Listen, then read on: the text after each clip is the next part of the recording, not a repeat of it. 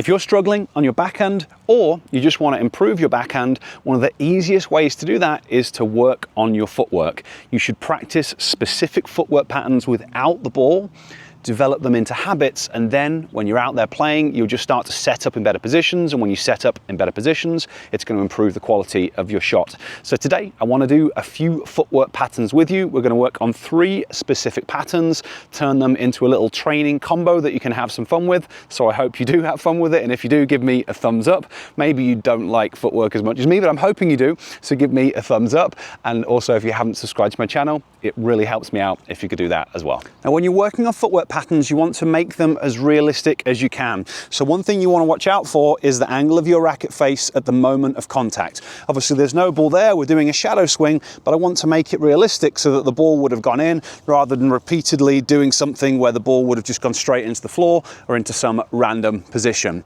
The second thing that I highly encourage you to think about is using your back or outside hip. So for all of our strokes, we want to be driving and initiating the movement from that back or outside hip.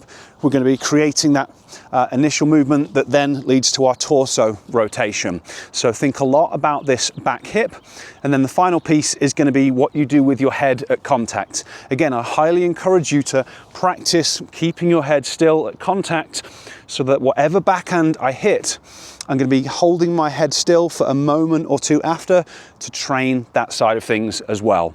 Now, I'm going to be demonstrating with a one-handed backhand, but you can do all of these patterns with a two-handed backhand as well.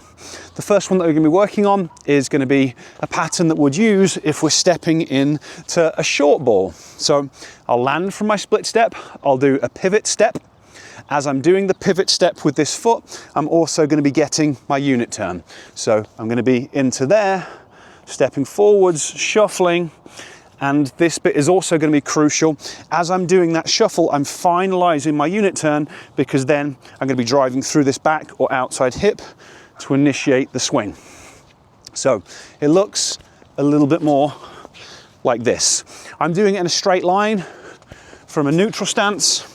I could be stepping slightly across myself into a closed stance, so we can do, slight variations on this, but the basic footwork pattern is this. And you just want to get used to repeating it over and over again. And you can see the final piece that I'm adding is that pivot step, so then I can start to recover backwards.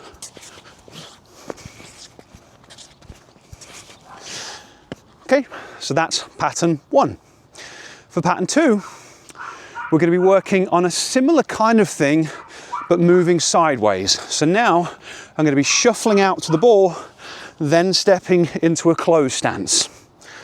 So landing, pushing off this leg to start the shuffling movement. And as I do that, you can see this foot steps out.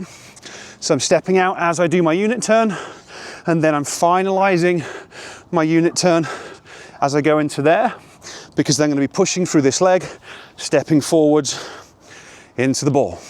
So it'll look like this. And again, notice that final piece, the pivot step, the recovery step at the end, like so. And then the third pattern that we're going to work on is going to be an open stance backhand. If you play with a two-hander, you might be more familiar with this, but it's a really useful thing to practice with a one-hander. If you've never done it before, it might take you a little bit of time before you can start to use it in a match, but you still want to work on it. This time around, as I do my unit turn, I'm doing a drop step. So I'm dropping the foot underneath. I'm then going to do a crossover step, load this outside leg, and then it's going to be a mogul step through contact. So it'll look like this. And again with the recovery step. Okay, split step, drop step, loading this outside leg, mogul step. And again, recovering afterwards.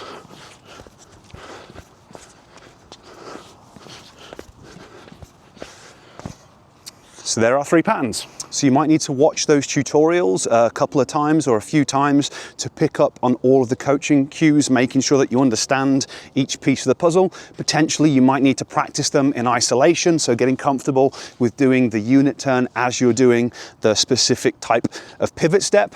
But then it's a case of just working on repetitions. So maybe at the start you're going to work on them in isolation, but then once you've got a bit more experience, you can play around with it, have some fun, turn it into a kind of coordination combination exercise where you can kind of do patterns. So maybe I'll do all 3 in a row. I'll step in for that short ball, then I'll step out with a shuffle step, finish that with an open stance, and then just kind of repeat that pattern.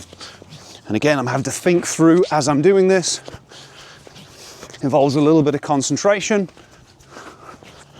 but you can really start to play around with these exercises.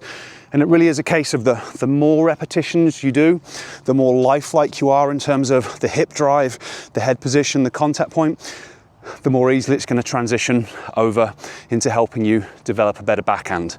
Now, in addition to training and practicing these footwork patterns, I find that something that holds a lot of players back is their ability to quickly and accurately read the flight of the ball.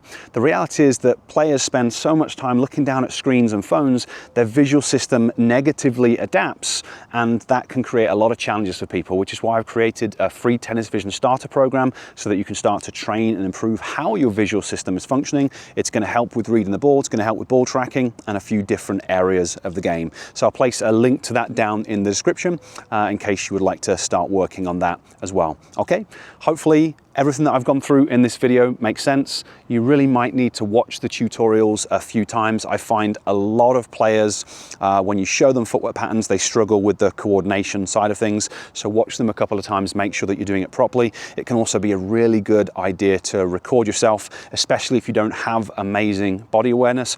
Watching yourself back on video can be, very useful from that perspective. Okay, thanks for watching, and I'll catch you next time.